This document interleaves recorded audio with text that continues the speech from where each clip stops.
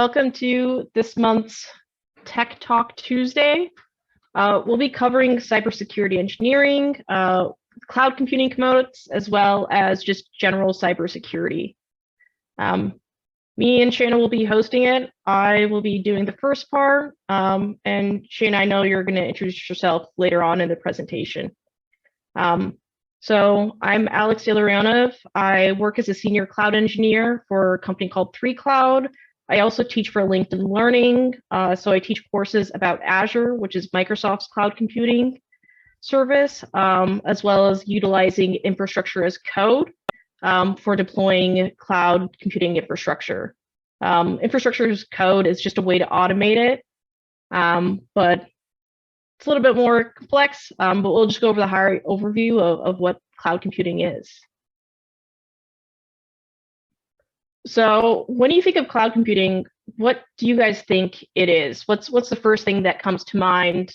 Feel free to add it to the chat. I'm going to have my chat open. So give me 1 second. Or on mute. I'd just love to hear kind of what you think it is. All right, so we have storage. Is there kind of, I guess, anything else besides storage that we think of? Even when you think of iCloud on your phone, what else is included with that storage?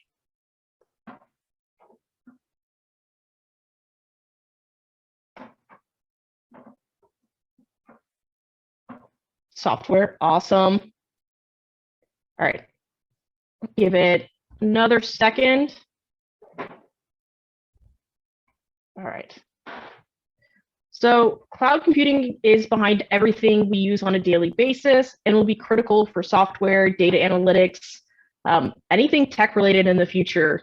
We're on Zoom right now and we're using cloud computing at this moment. So when we talk about cloud computing, there are 3 major types. So we have public, private, and hybrid. So public cloud computing is things that are, you're basically renting a computer. So we have AWS, Azure, Google Cloud Platform. So AWS is Amazon's version of cloud computing for their services. We have Azure, which is Microsoft's, which is what I specialize in. And we have Google Cloud Platform and a ton of other services. And then we have private cloud computing. So this kind of is not necessarily a type of cloud computing, but it is your traditional IT infrastructure. So when you think of data centers, a lot of organizations have their own internal data center.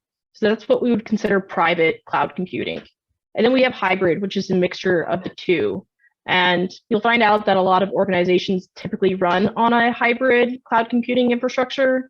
So not only do they have their own data centers, they also are using either Amazon Web Services, Azure, or Google Cloud Platform. So within that infrastructure, we'll be focusing on public cloud computing, since that's typically what is referenced when we do talk about cloud computing. So you have kind of 4 main components. We have infrastructure as a service. Infrastructure as a service is, imagine you're renting a computer, but all you have to worry about is what software you're running on it, what users can use it. You're not worrying about what's going on with the physical hardware. So think about it kind of as your computer, but instead of worrying about the physical components of your computer, such as your hard drive, your storage, and managing those physical components, cloud computing takes care of all that for you. And we have platform as a service. So this is a layer higher than infrastructure as a service. So instead of managing the computer and all the infrastructure behind it, you're only worrying about your software or your application development.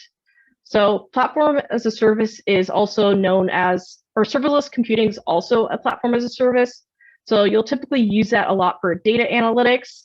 So when a lot of organizations are running AI or machine learning, they don't want to worry about that underlying infrastructure of how much compute resources their computer is using or their server. You want all of that to be automated for you and to scale on demand. So for platform as a service, you don't have to worry about that at all. So as your traffic goes up, your infrastructure will scale to meet those needs and demands. And then we have software as a service. So that's Zoom, G Suite, Office 365. So the software that you're using would be software as a service. And I do want to stop here to see if anyone has any questions kind of about this high level overview of what cloud computing is.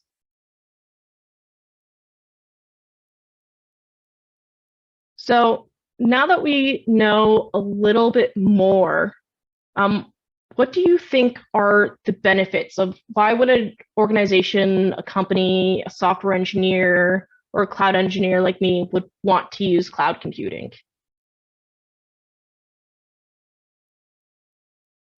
And again, feel free to put it in the chat or unmute. It's completely open.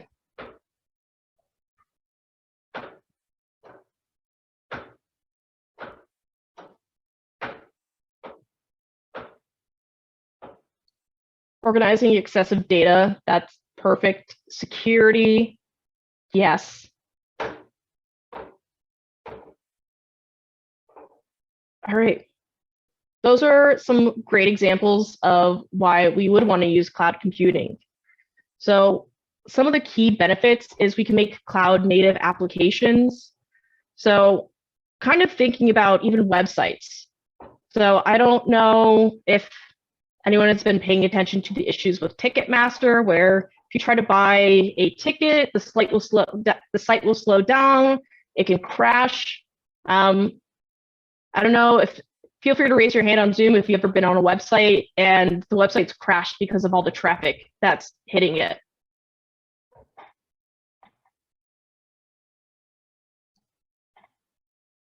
Awesome. So I see that it's happened to Francesca as well as Lena. So it happens a lot. More than you'd like to think, servers are constantly crashing due to the demand. So taking a look at a website, we want to be able to scale on demand without having to worry about what our servers can handle. So taking advantage of cloud computing models, we can scale our usage based off our needs, our users, and we can optimize our software, our data analytics tools to take advantage of cloud native tools. So kind of one common example I deal with on my day-to-day basis is for machine learning and AI. A lot of computers can't necessarily handle the amount of data that you have to kind of read through, analyze. So we take advantage of cloud computing a ton so that we can take that excessive data and scale it based off how much resources it takes to run it. So instead of having to buy thousands of dollars in hardware, I can just rent that hardware based on demand. So I'm only paying for what I need versus paying for all these resources that I potentially might not need in the future. So it saves me a ton of money, it saves the organization a ton of money, and I also can do a ton more that I wouldn't have been able to do before. And going back to our Apple iCloud analogy, it also gives us the ability to recover, store, and backup our data. So similar to if you have an iPhone, we have iCloud. And our iCloud saves our photos, our apps, the way that we configure our phone. And it makes it really easy to, if we go switch between phones to phones, we can just scan, log into our iCloud accounts, and everything is there. We don't have to spend a ton of time transferring it. So when I first had my iPhone, my first iPhone ever, I would have to plug it in, save all my information on iTunes in my local computer. And if I got a new iPhone or iPod, I would have to plug that new one in and download all those files. But iCloud makes that so much simpler. I don't have to upload anything to a physical computer anymore. It's all saved on the cloud. Just really simplifying all my usage. And it can also deliver software on demand. So very similar if you don't use an app for, I think, about 30 days on an iPhone, it does a soft offload. So you don't have that file physically on your iPhone anymore or your phone. What it does is it offloads it and saves your key configuration data. And when you're ready to use that app again, you'll re-download it and it will rehydrate all that data. So that's kind of one way we can deliver software and data on demand, but we do sometimes have to wait for that, what we call a rehydration period. So this is kind of like a quick high-level overview of what cloud computing is, and the main infrastructure components. So this is used for everything you can think of, from your software engineers, your data analytics, your AI, your machine learning team. Almost every single company is using cloud computing in some capacity. I think the current statistic is 95% of Fortune 500 companies are using cloud computing. So it's an essential skill to learn, regardless of what aspect you are pursuing in tech. So I'm going to quickly go over what I like about the field before I pass it over to Shayna. So I love the fact that it's a continuous learning field. Everything changes every single day. I can't tell you how many times where I'll wake up and an entire product has changed overnight and I have to learn it. And for me, that's a ton of fun. It's constantly a new challenge. And on top of that, it's a massively growing field, with almost every company beginning to take advantage of cloud computing in some capacity. It's only going to grow as time goes on, and it's going to be a need. I can tell you it's a big advantage to know just even the fundamentals of cloud computing when you're looking for your first role. I have friends who unfortunately don't know cloud computing and currently looking for internships in college. It's setting them back, not knowing some of the data analytics tools, since organizations are looking for someone who have experience in those cloud computing tools. One great thing is you also have various sectors within cloud computing. Going in with security, which is what Shayna does. We have administration, so managing the users, software development, data analytics. Anything you can think of tech, it will fit in that cloud computing bucket. And you get to touch a little bit of everything, and it's a great way to expand your overall technical knowledge. And on top of that, there's a ton of growth for women in the field. It's only going to continue to grow, and a lot of organizations are doing all they can to bring more women into cloud computing. So it's a perfect place to pursue. And all right. And now that we kind of have those main components, we know what we're going to manage with cloud computing from all aspects of our tech. We have to think about security. And security is one of the most important things we have to do. So Shayna, if you want to cover cloud security and how we handle it on a day-to-day basis, let me give you screen sharing capabilities. Give me one moment. Yeah, sure. Let me know if you can and of course, remote control this. Yeah, let me see here. You should be able to click on my screen. Perfect. I'm showing like my internet is not stable, of course, right when it's time to speak. So I'm sorry about that if I start getting a little bit choppy. But thank you all for joining today. It's really great to be able to learn together. I think that part of the experience of being able to learn these different technology topics is like hearing it together and like seeing if like somebody else's questions might spark your interest to ask another question. So I encourage you to like ask questions if you have any during this presentation. If I don't get to it while I'm speaking, I'll make sure to get to it at the end. So without further ado, I'll go ahead and start by introducing myself. So my name is Shayna Huang, and I work as an information security GRC, which stands for Governance, Risk, and Compliance Manager. Currently, I work at a health insurance TPA firm. Previously, I've worked at an investment bank, so financial services, for 4 years. So a little bit of experience in different industries.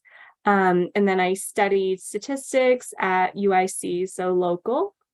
And then this is just a fun fact about myself. Something not related to tech or anything, but I'm really good at remembering names and birthdays. what I'm trying to share that for is just to let you all know I'm really friendly and approachable. So if you have a question about cloud security, let me know. And if you don't think of it right now and you think about it later, you can let me know too. So that's really it. Let's dive right into cloud security. Looks like there's a delay here.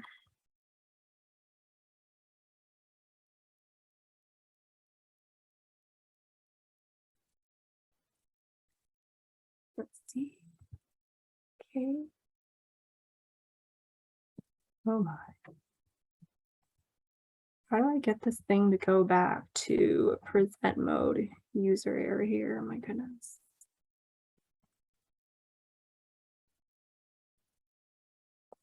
I'm sorry, everyone.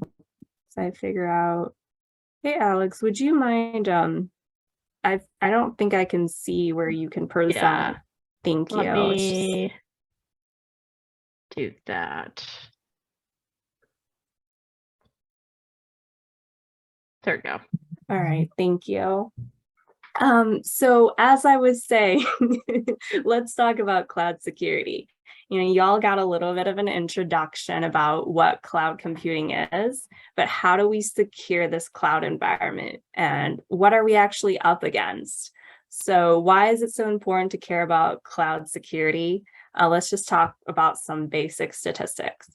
80% of companies have experienced at least one cloud security incident in 2022. What's a cloud security incident? It can be something as small as one user account got compromised, or it can be something big like a lot of accounts, like newsworthy kind of breach. So that's a good amount of companies, right? And then the next part, 82% of breaches involve human error. That's scary to think about because, you know, we're talking about all this technology that people are working with, trying to learn more about.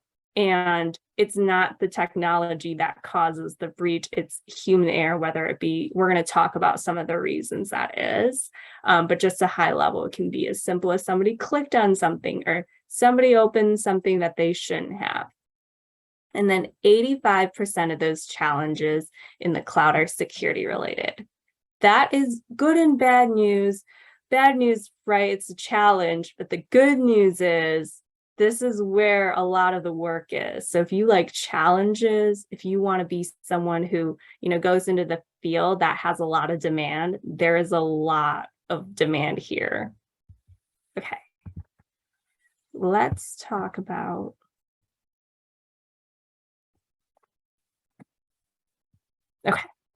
let's talk about some popular attacks. So this is the fun part. When we think security, a lot of times people like to ask me like, oh, what kind of attacks have you seen? What kind of attacks are there? Because this is the stuff that the media portrays, right? So the fun stuff.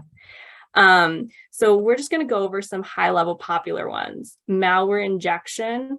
So this is when somebody infects a website, and websites that are vulnerable to this are usually those sites that are run by, for example, like small businesses using like a WordPress site or something that's not as mature.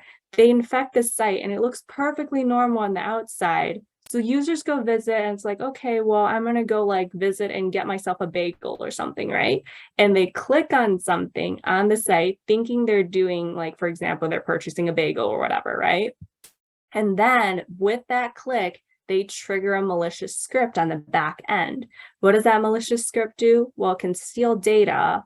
So, you know, whatever is on your machine, like your machine information, or it can eavesdrop. So this is interesting, right? So what it can do is anything that you're typing into your keyboard is going into their end. So they're able to see, let's say it asks you, right? You're going to purchase your bagel and it's like, all right, time to put in your payment information, right? They're going to get that information, or they're going to get your, you know, address and all that stuff. So kind of scary, right? Okay. And then there's denial of service. So denial of service, Alex mentioned previously that, you know, servers can get very busy if there's high levels of traffic. This is exactly what the attacker wants to take advantage of. So what they're going to do is, let's say there's a shopping site, and they're just going to flood that site with a ton of requests. And the server gets overwhelmed. And then, like me, a legitimate shopper goes on there and I can't get on the website, right? So That's another way. Account hijacking.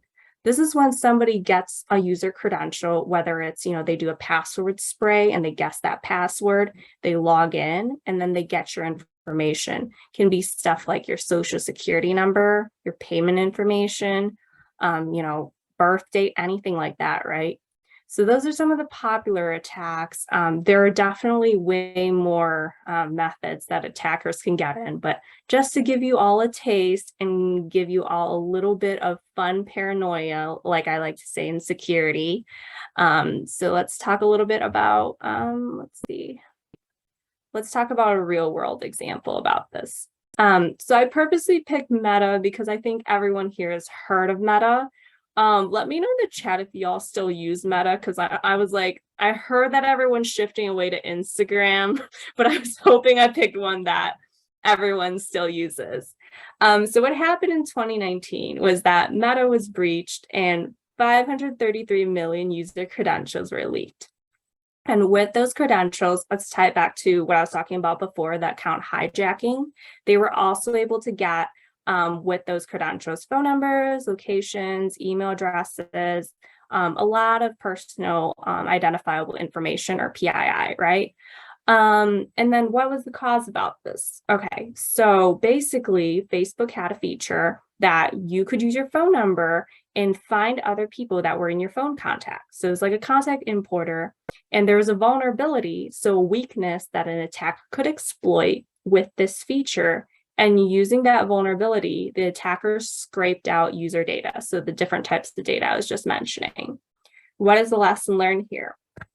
Upload information to applications with caution, right? If you don't need to give Meta, if you still are using it, I'm not sure, I use it. Anyways, use it with caution, right? If you don't need to give Meta your location or, your birth date, I think it makes you, but I'm not sure. Don't do it, right? Only if you need to. Old accounts. I know I have accounts since like middle school. That's definitely not needed. And it's just free information about me sitting out there. Delete it, right? And biggest lesson here, anyone is subject to attack. When you think Meta, you're like, okay, they have to have the biggest security team behind them. There's no way they're getting breached, right? No. So attackers come in different forms, right? There's attackers that are just a one-man show, 17-year-old kid in the basement. And then there's an, full-on nationwide style kind of attackers. So they will target whoever. And again, trying to kind of feed into that fun security-based paranoia. Okay, now that we have a little bit paranoia in us, let's talk about how to actually protect ourselves, because that's important. So obviously you want to protect your credentials. And what that means is, don't share your password with people, even if it's like telling a friend like, hey, could you help me log into something? No, don't do it, right? Be aware of your surroundings. You'd be surprised how many people are curious and just kind of like hover over while you're like typing something. So be wary of that too. And obviously you want to use strong credentials, right? In security, I always stress this. If you're going to take something away from this, else than obviously how fun being a cybersecurity engineer is, please take away that you have to write a strong password, okay? Strong password is a passphrase. It's not, an easy name that you can remember and a couple numbers thrown around. It's a passphrase, and then make sure that you have a good length, okay? Just meeting the minimum is not good enough. We are here because we want to go above and beyond. So go above and beyond. Like, I'll be honest, my password is like above like 15 characters, and I've always done it that way. So challenge yourself. Okay, I've said enough about credentials. Let's talk about phishing. So not sure, how often, schools get them, but I'm sure they do.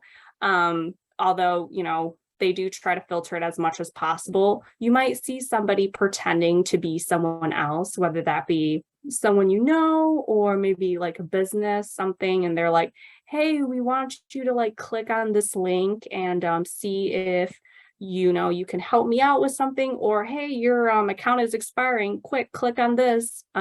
This is all fake. what you want to do here is anytime someone tells you to click on something over email, you want to hover over that link and check, is it this long, huge, website that I would never type into my browser? Don't click on it. Check the sender address. Is it really that person? Again, feeding in some good paranoia, okay? Don't use every feature. We are talking about how there's so many features in the cloud, and that's a good thing. I think the statistic was that in a single day, there are about 1,000 something features spun up in Microsoft Azure. Now that's good, but you don't need to use all of them, at least not at once, right? So be wary of how many things you spin up, because you might accidentally be exposing a vulnerability, which we just talked about, a weakness that an attacker can take advantage of. And that's honestly for even you're like, okay, I'm not an engineer, for an app, right? When you look in your settings and you're like, oh, turn on yes, yes, yes, don't do it, right? Think about what you actually need. Use multi-factor authentication. This is important, right? We're talking about strong passwords. We want to have that second layer of protection. Some of you may have seen it for certain apps you have where it texts you and it's like, hey, you need to make sure you have this code. Sometimes it's a fingerprint, right? So those are that second layer that's really helpful and really reduces the chance of a successful breach.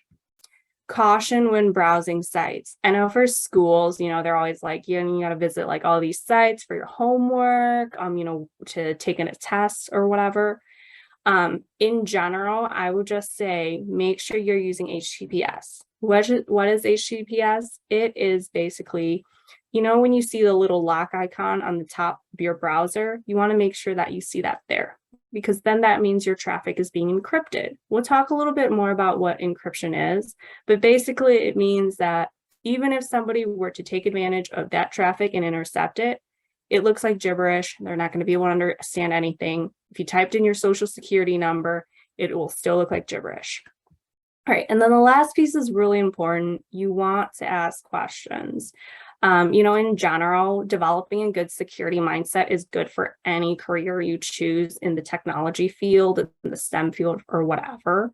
But when it comes to security, if you don't know, you can ask, and that opens a lot of doors, because like I was saying before, maybe you just had a question about something and that might spark an interest in a certain area of security. That's usually how stuff works. So be mindful of that. Okay, let's talk about the actual thing that we're here to all hear about, right? Cybersecurity engineer. What is this career? All right, so cybersecurity engineer defends against threats. Specifically, when we're talking about cloud security in the cloud systems, and we develop controls that continuously improve the security posture of the cloud environment. So we do that in various ways. We got to use some, different tools to make sure that we have the right technical controls in place that pair along with our different processes. I'm going to go over a couple of the tools that I think would be really interesting, especially for someone who's just looking to explore.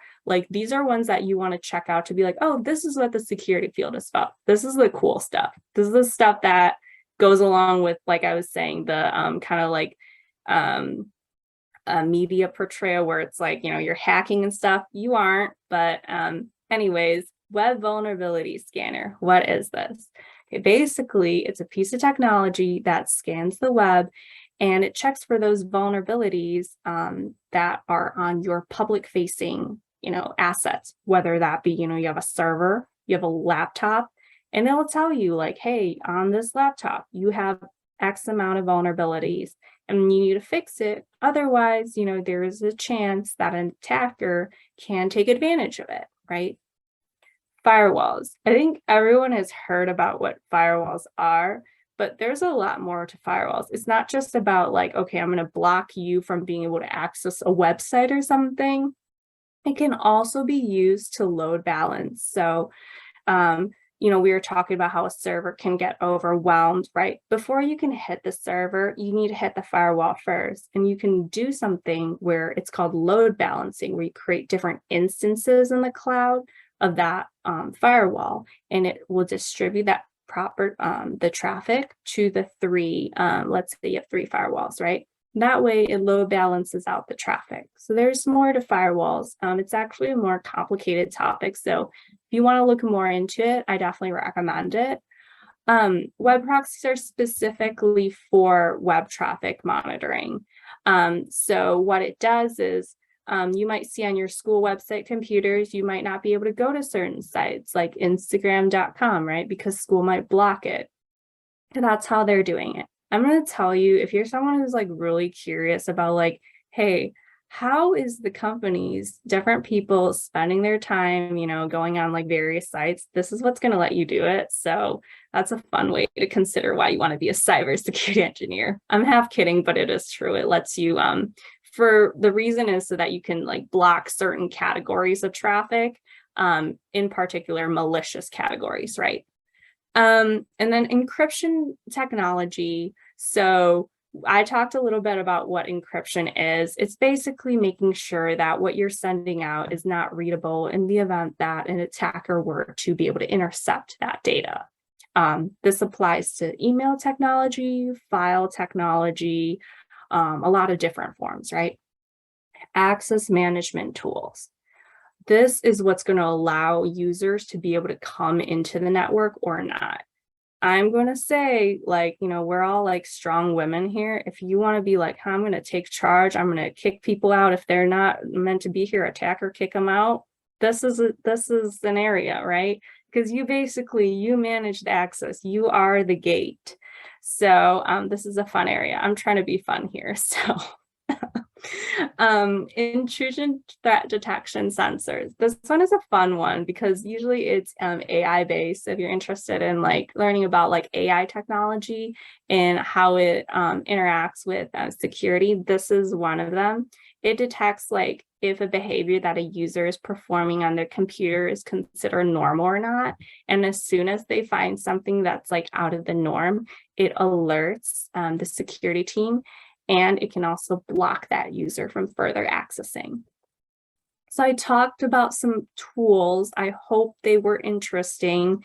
I highly recommend you take time to look at any of them further on Google if any of them stood out to you, because usually that's what sparks an interest in a career, is that one thing that's like, hey, that was really cool. I want to learn more about it. But I do want to go to the other side, to the right side, and talk about critical skills. Now, I only gave a short list that I think are like the high must-haves. These are not the only skills you need, so just keep that in mind. But these are ones that will get you pretty far, okay? Computer networking. Before you can protect whatever you're trying to protect, the network, the computers, you have to know how they work. You have to know how operating systems work, right? You have to know how, computers are able to talk to each other, the different network protocols, right? So look at like basic computer networking. Attacker mindset. Now, this is the fun part. So we like to say in security that offense always informs defense. It's kind of like a game where, the attackers are the offense and we're all playing like defense. The way to be able to best protect your network is be able to think like an attacker. How do you think like an attacker? You learn about different tools. You just start exploring and getting an idea of how they might try to get into your network. Attention to detail. I cannot stress how important it is to be able to have attention to detail and, be able to look at a log and see like, hey, this is out of the norm. Paying attention, listening, all the stuff that you all are honestly doing in a classroom day to day. Communication skills. This is really important because I will say, as a security person, not everyone speaks security. So when somebody from the board asks you, hey, what happened today with this incident, you need to be able to speak to it, first confidently, to in a way that's understandable to the business, right? So you have to be able to speak in business speak. You want to have strong presentation skills, right? Those are all things that you can hone in during your college time. Curiosity. I put this in bold because this is like the most important one. We all want to be like Curious George, where we just want to learn more. Like I was talking about before, you can pick any tool. It doesn't even have to be the ones I listed here. just anything, and be like, hey, I want to learn more about this. And that will spark your interest to dig deeper and learn about more. Because, like, let's say you click on something on YouTube and you're like, hey, like, it also talks about incident response process. I'm going to learn about that, right? So it's a chain effect. So always be curious. And I think we all are. That's why we're here. So you all already have one of the key skills. That's really good to see. Okay. All right, let's talk about salary and requirements. So I think that a key part to why people choose a certain career, obviously, is because we want to figure out how much we can get paid. We want to figure out how much experience we need to be able to have that job, right? Okay. So usually how a cybersecurity career starts is you start as an analyst. That is like an entry-level career. And then you progress after, a couple years of getting some boots on the ground experience to be an engineer. You get some more experience, then you become a senior engineer, right? And take some time, maybe like 2 to 5 years, then you're a lead, you're leading a team. The team can be anything from 2 to 10 people, who knows, right? A lot of different opportunities here. And I want to emphasize that I put out a more technical career path because this is a technical Tuesday talk. But do know that you do not have to take just this career. If you're someone that's like, hey, like I want to be more in like a management role, you can veer towards that direction as well. And you can take a role that's not as technical. So mine, for example, I'm focused on right now governance, risk, and compliance. So I decided to kind of veer towards a more like risk management and that kind of role. So there are different opportunities. Once you get to that point, you can explore more there. But everyone kind of starts as an analyst. So we'll kind of stick with that topic for today. Education-wise, a minimum is usually a bachelor's degree. I think when you get more to leadership, it is helpful to get that like advanced degree, but it really depends on, what you're trying to do with your kind of career path. And then certifications wise, so I myself have 6 certifications. I have cloud ones, I have security-based ones, I have a project management one, and I have a network one. These are really helpful because they give that knowledge-based kind of training, as well as, you get a certificate that's good for your resume. It gives you credibility, but there are different kinds and it helps you stay more well-rounded, right? So for example, even though you might not directly be working with project management skills, having that project management certificate and learning that on the side is really helpful because you can apply that to projects that you might be on. So be mindful when you get to that point that certifications are a good thing to have. Okay, so what does the cloud security path look like if you're in high school right now? All right, let's take you all through it. High school. Emphasis is just on exploring. Explore technology. Develop a curious mindset, right? Just like I was saying before, learn about anything. Even if you just want to just Google cybersecurity topics and find the first one that seems interesting to you, do it, because that might spark something to set you off on a path of, that's going to take you to your career. College. This is about learning technology and building that strong technical foundation. That can mean taking classes. That can mean maybe, hey, like me, I did not know about this yet when I was in college. So I was a stats major. But, I kind of talk about the next part about the internship. What I did a lot of learning off school hours too. So it doesn't just have to be in the classroom. Point is, get that strong technical foundation. Internships and entry-level jobs. Actually engaging with the technology, applying those skills that you learned in the classroom.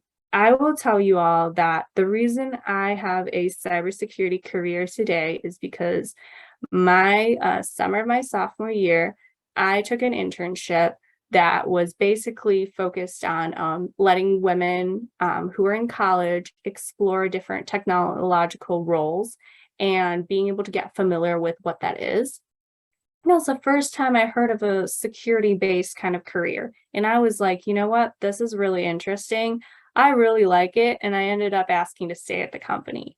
Because when you do that real life application and you're the one that's actually, the one that's digging in the logs, the one that's working with the users, that's when like this is the right career for me. So keep your eyes peeled for different internship and entry job level opportunities. I will make one note. We're talking about cloud security and cybersecurity and everything. Most people do not jump into it right away because you do have to know what you're protecting before you can protect it, right? So just keep that in mind, whether that's like, you take an IT role before that just to get familiar with, different network protocols or something, that can also lead to a security career.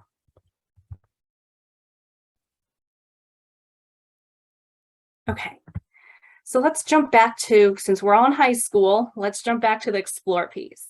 What can I explore now? So there's different technical topics that you can explore. These are just some, not saying that there's not other ones you can explore. Networking, this is about how computers are talking to each other, like I mentioned. So you can learn about what I was talking about, the HTTPS versus HTTP. That's an example, right? There's other things to learn about networking. What are switches? What are routers? These are all things you can learn about.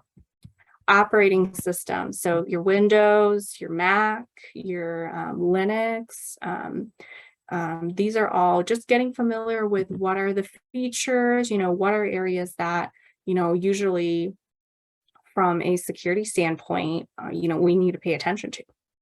Coding, I will say that it's helpful to at least be able to read code. I don't emphasize this too much because I know from my own standpoint, if someone was like, you have to code, I might be like, oh, okay, maybe not. But that's just my own preference.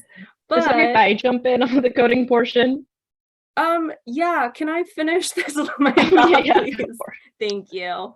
But the thing to remember here is it is helpful to be able to at least read code. Okay, so what that helps with is if you're going to try to query or search for a certain, threat detection or ID, being able to do that is helpful. So start at least reading code. I'll let you go ahead. Yeah, sorry. Because on the infrastructure side, one thing that's continuing to grow is infrastructure as code, which is a way to provision cloud infrastructure in a standardized way. And one reason why you would want to do that is to make sure your security is standardized across the board. Because what my organization calls ClickOps, which is where you're clicking through the portal to set up your security. Not everyone clicks through things the same way. They might miss a checkbox. So one growing aspect of cloud security and cloud computing in general is finding ways to automate those configurations versus clicking through it. Because as Shayna was talking about, as you're setting up features, some people just click yes to everything. But you don't want to click yes to everything. You want things to be set up in a very standardized and secure way.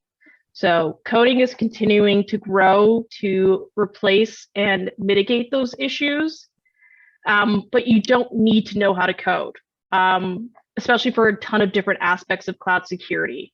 But it is helpful to know how to read code. But yes, I'll let you continue.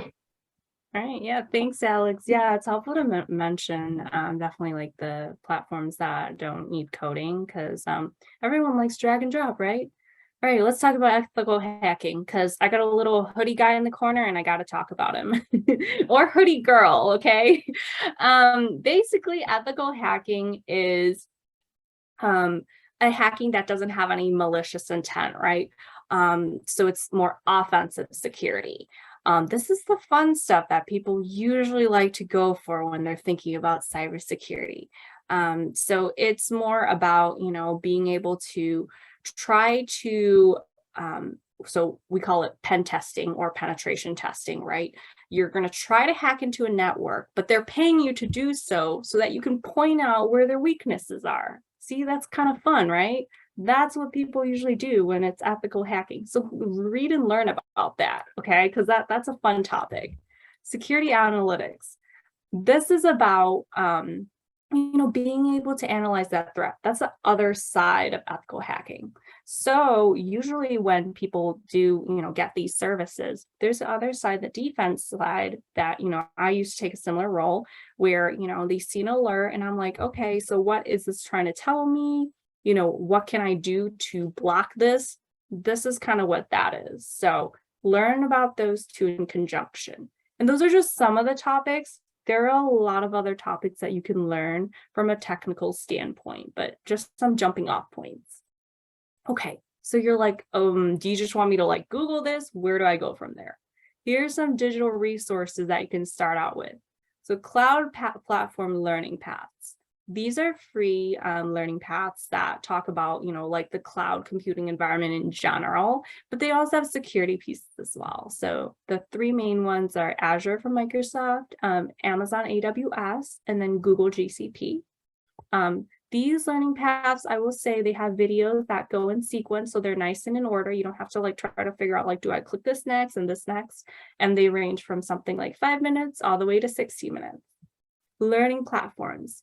So there's different platforms that are dedicated to security topics like Cybersecurity. I know, fun name, right? And then there's other ones like Coursera and Udemy and other ones where they have other tech topics as well, but security is an area that they do focus on. Training labs. These are the fun ones. This is that, it goes with like the ethical hacking. So if you're like, you know what, I really like that ethical hacking piece and I kind of want to try it out for myself, this is where you can go. So try Hack Me and Hack the Box. These are fun ones. Hack the Box, you have to hack an account to have an account. So actually challenge yourself to try to hack and make yourself an account. You'll feel really accomplished. So check that out. And then latest news. If you're like, you know what, like Shana talked about Meta, but I'd like to hear about like security news about some apps that I'm actually using, or, that's where you can go to latest news and just start to learn about like what people are talking about. Hacker news, dark reading, threat posts are popular ones. There's a lot of other ones that I read. I actually read a ton of these. And you start to see like the same thing in the posts. But anyways, point is just start reading. This is another area. If you're curious, get curious here. This is where it's at. Okay. And then, all right. I got to touch upon women in cybersecurity because this is all about, getting more women in the cybersecurity workforce, right? Currently, we have less than a quarter of cybersecurity women. I'd like to see these numbers go up. And where the problem is, just give some problem areas, right? Gender bias, right? Whether that starts in the classroom, you all might have seen, I know some of my mentees on here have told me too, right? Like you go into like a more STEM-based classroom and you're like, all boys, what's going on here, right? So starting from the start, you have to fix that. Media representation. Why is it that when you go in and see a movie and the hacker is a hoodie boy and not a hoodie girl, right? We need to fix that. Lack of women in STEM in general, kind of just going around like, cybersecurity just happens to be one of those affected as well, right? It's not just, but we got to start somewhere, is what I'm trying to say. All right, what can we do? Speaking of starting somewhere, DEI initiatives in schools, like the ones that you all are participating in, external programs. I bolded this because WIP mission is that external program. I think that one of the goals is in general just to increase, women interest from the high school level into these different technological careers. My goodness, I cannot talk sometimes. What I'm trying to say is that this is a good program for you to explore different career interests. Even if you choose, maybe not cybersecurity, Shana might be a little bit sad, but I will be happy if you end up choosing a different, career area in technology as well. This is the goal, just giving you opportunities to check out what there is, hearing from people who are actually in the field. So this is, what the opportunities are here. And then obviously we want to see increased visibility of women, whether it be at speaker events, training. I will say myself, like one of the things that I would like to see more of is the training and speaker events. I want to see more women there so that I can be like, oh, okay, so there's someone else there that's like me, right? So I want to see more of that. And volunteering, bolded it again because at Wit Mission, we're trying to just continuously pour in our volunteer work, whether it be like mentors, whether it be, people that are just helping out in the back end. Like I also do like marketing efforts as well, to kind of help wherever I can. Mentorship, you all here probably have a mentor. I'm telling you, this is important even when you get to college, even when you get to your career. Have a mentor, because what it does is, especially if you have questions that you're like, I don't really want to ask my direct hiring manager, this is where you get your questions answered, right? And support. You need support from everyone. So keep that in mind, whatever career choice you do, you need support from everyone. You need support from male champions. You need support from programs like this one. Anyone you can get that's going to vouch for you, take that and really appreciate that, okay? All right, that is all I have for my presentation piece, but I can go ahead and I'm not sure, should I do the announcements or should is someone else doing the announcements? I just don't want to take over if that's for somebody else. It's okay, Shayna, you can do it. Okay. Sure. Okay, just quick announcements for everyone. So there's more Tech Talk Tuesday, just like this one today. There's one on web development, the low code, no code that we kind of like touched upon just a couple minutes ago. And there's a data scientist one too about data analytics coming up. So be sure to check out those. And then scholarships, everyone likes scholarships, right? If you're a senior, know that scholarships are open right now, and you can apply until April 30th. And then there's the different types of scholarships and requirements. I'll go ahead and let anyone who needs to take a screenshot, take a screenshot.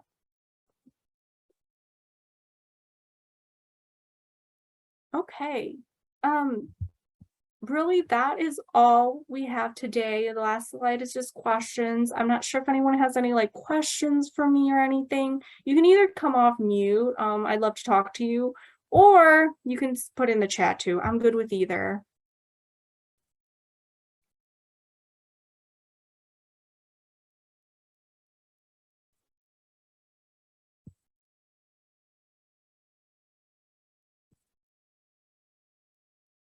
All right, no questions today?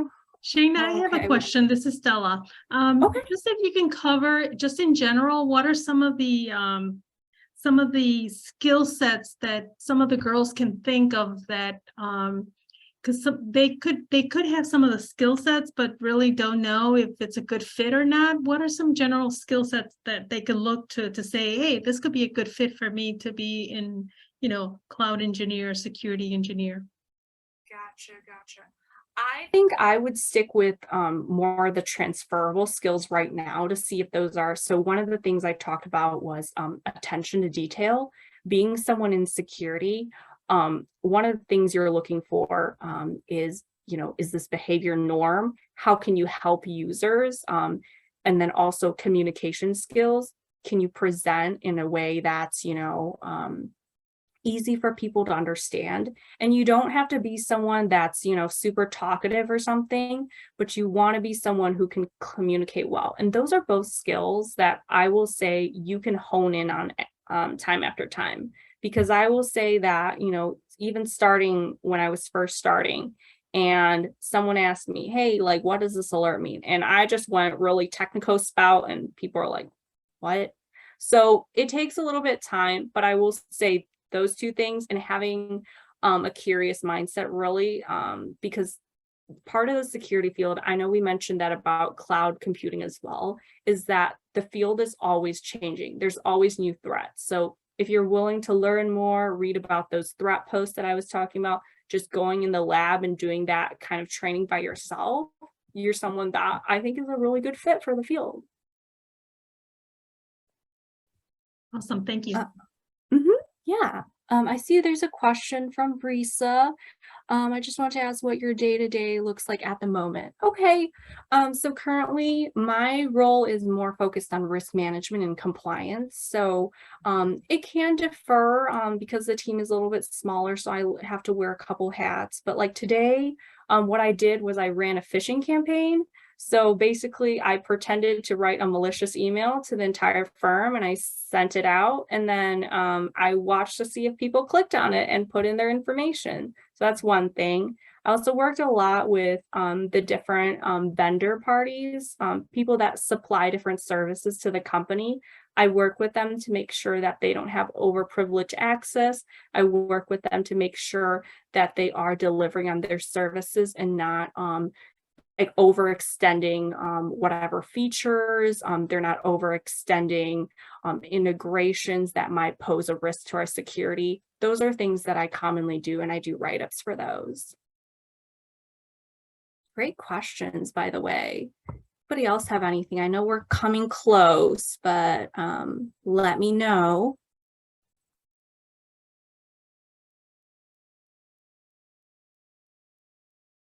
No more questions? Okay. Well, it was really great to have you all. I really am glad to see all these faces today. And so thank you again. Hopefully this was helpful for everyone and everyone was like, you know, I learned something about cybersecurity today. Thank you, Shayna. Thank you, Alex. It was a really good meeting. Thanks, Kayla. Thanks, Kayla.